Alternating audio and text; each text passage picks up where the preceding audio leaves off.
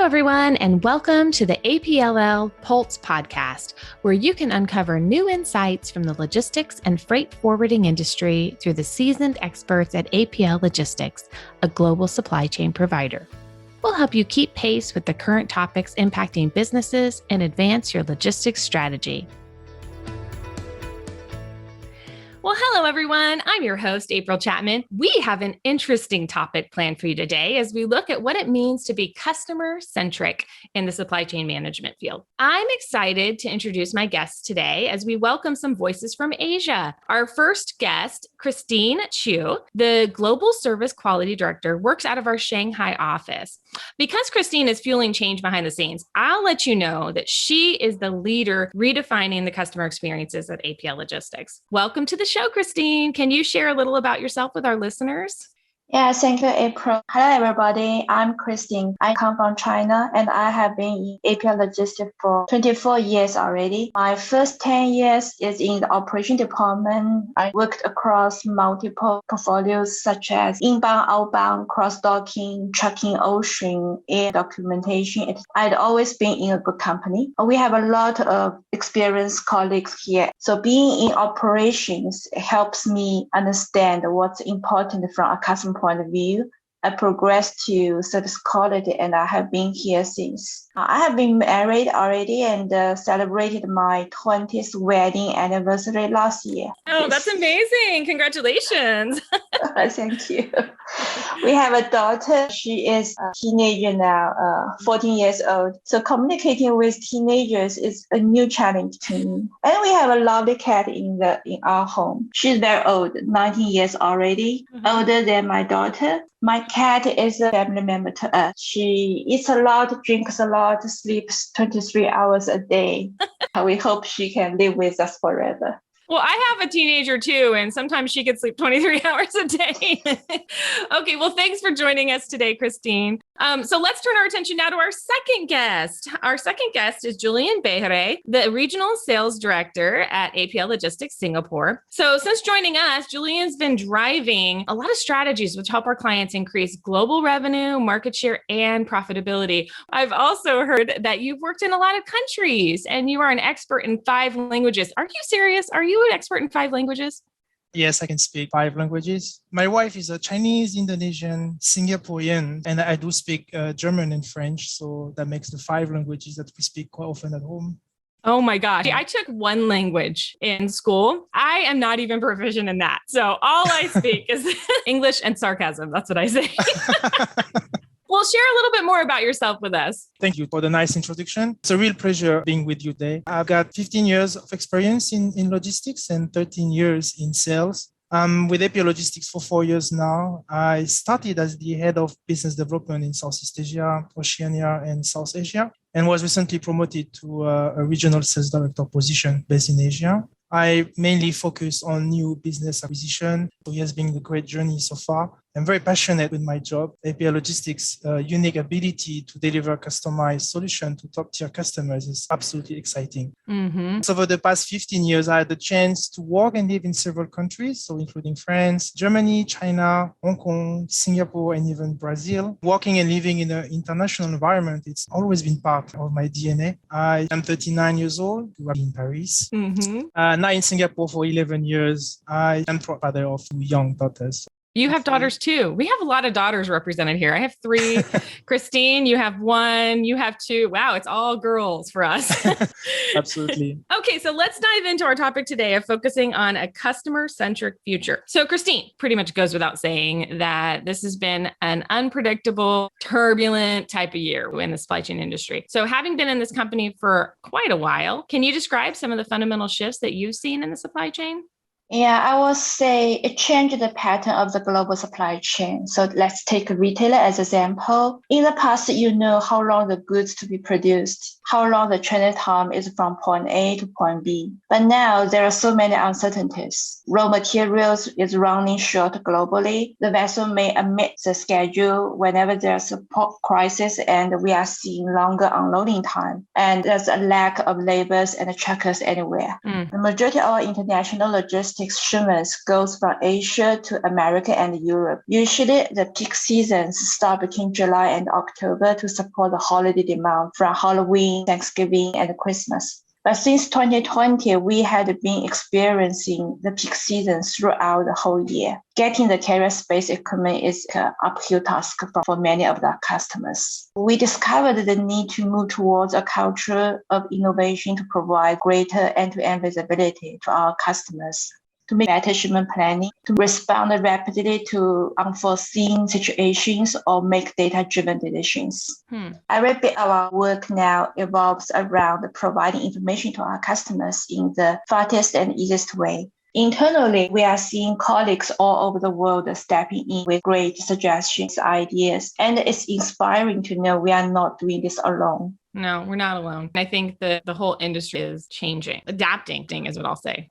So Julien, because I know when it comes to our customers, you are a hustler, and I really do mean that in the best way. I'm interested. How do you keep your team on the same page to deliver customer-centric stuff, like being empathetic and having personalized experiences for each one of our customers, knowing that they're all really different, but their needs can be a little bit similar? Yes, absolutely. You are right. We stay very close to our customers, including prospect, building trust, nurturing relationship.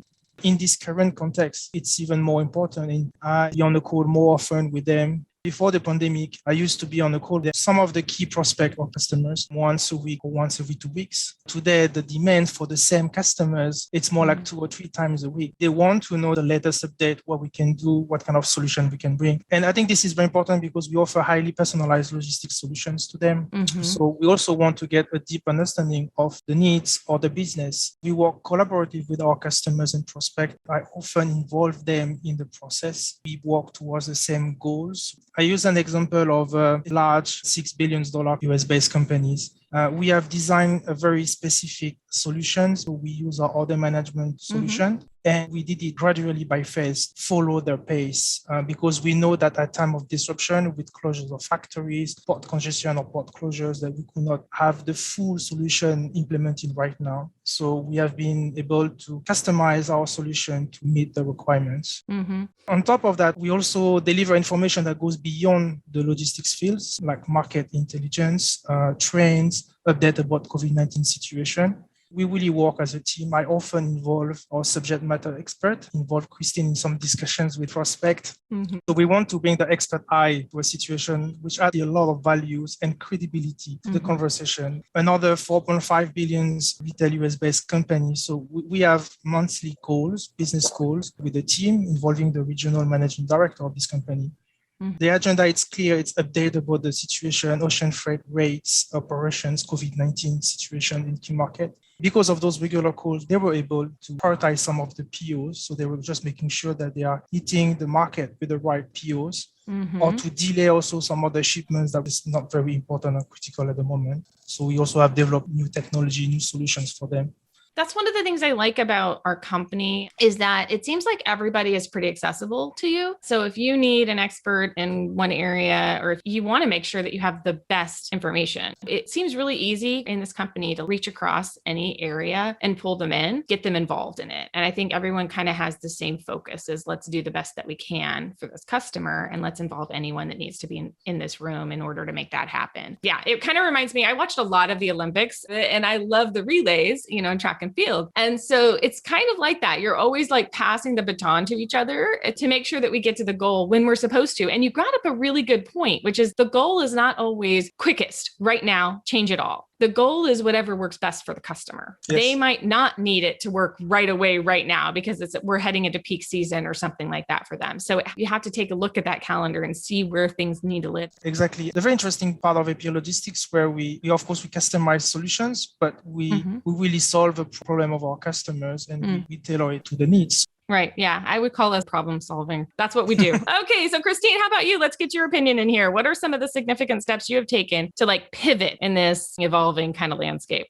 Yeah, the Department of Service Quality team I lead has more than 60 service excellence experts globally with different backgrounds, expertise to improve the customer experience. You have 60? 60. Oh 60 my goodness. Globally. That's a lot. Yeah.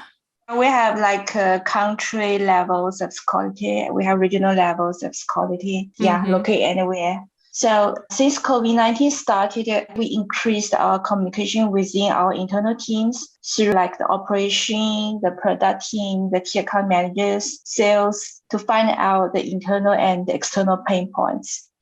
Some of the best ideas come from looking across a large spectrum and working across a big team has helped us evolve the things we do around our customers. So with the feedback we gather from each other, we run a series of enhancement programs to improve the customer's experience.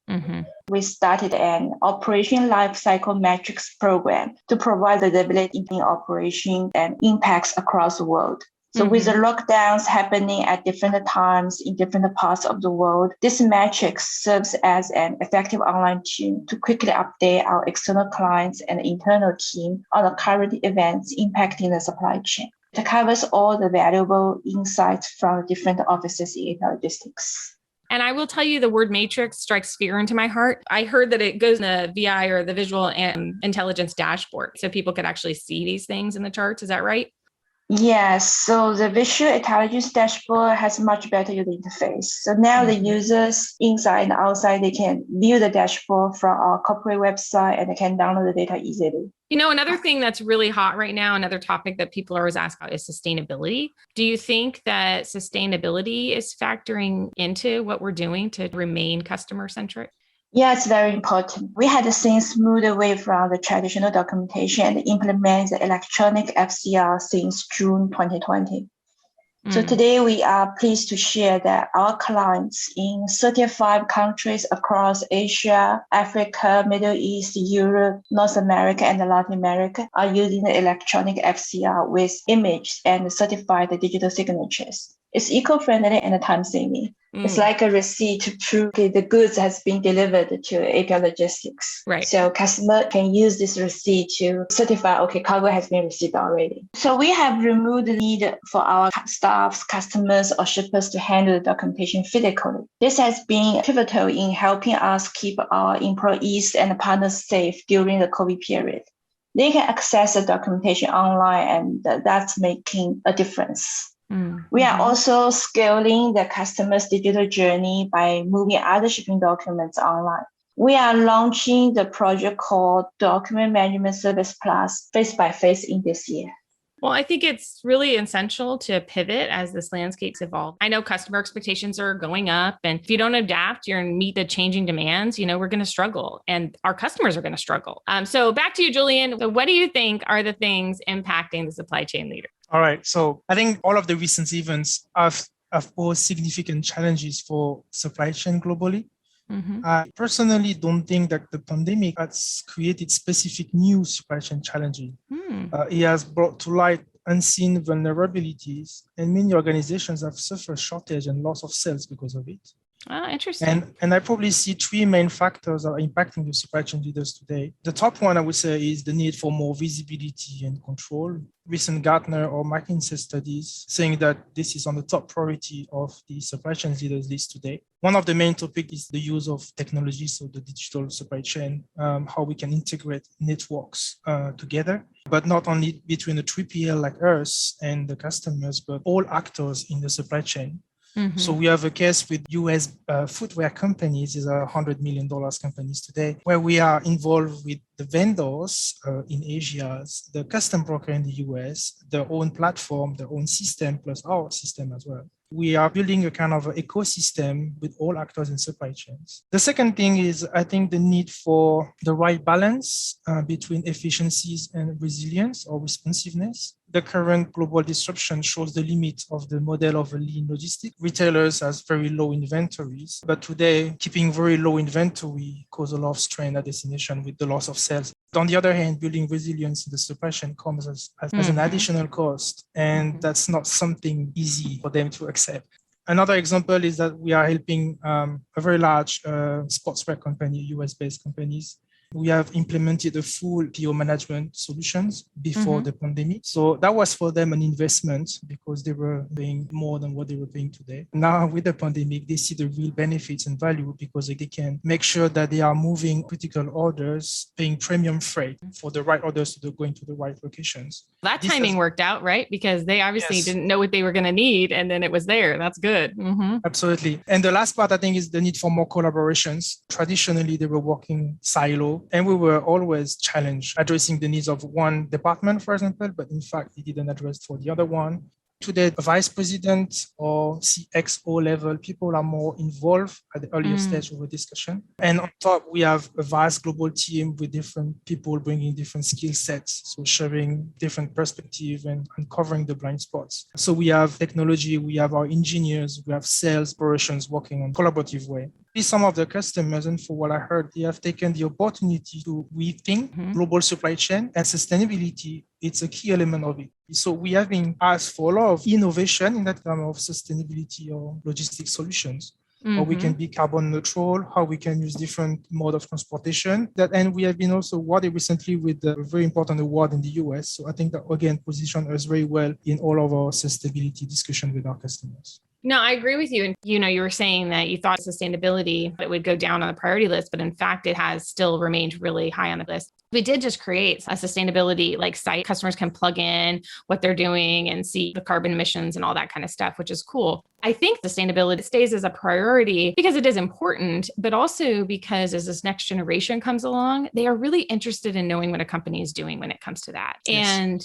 we all want the best resources. We want the next generation, the best of the next generation to be working with us, right? And so we have to think about what's important to them. It just makes sense to kind of hit it all at once. I totally get where you're going with that. And thanks, Julien. That was awesome. Christine, so let's get you back involved here. So what do you think is coming?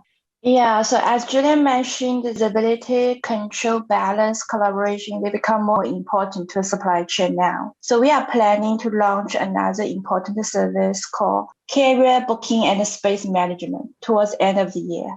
So our origin operation team can reflect the most updated carrier booking, space, and equipment status online, and can escalate the exceptional case to the customer for collaboration. So these services will help our customer get the visibility in a timely manner and can make the better decisions. We have other automation functionalities planned down the pipeline. So stay tuned. They are exciting launches we are working on to fueling better customer centricity now. Well, I think this was a really interesting discussion. Thank you so much, Julien and Christine, for joining me today. Thank you. Thank you. Thanks for joining us today. If you like what you heard, or if you have any questions about today's episode, reach out to us at global_marketing@apllogistics.com. Make sure to subscribe to us on your favorite podcast apps, and you won't miss any upcoming episodes. You can also find us on LinkedIn or visit us at apllogistics.com. We'll see you next time on the APLL Pulse podcast.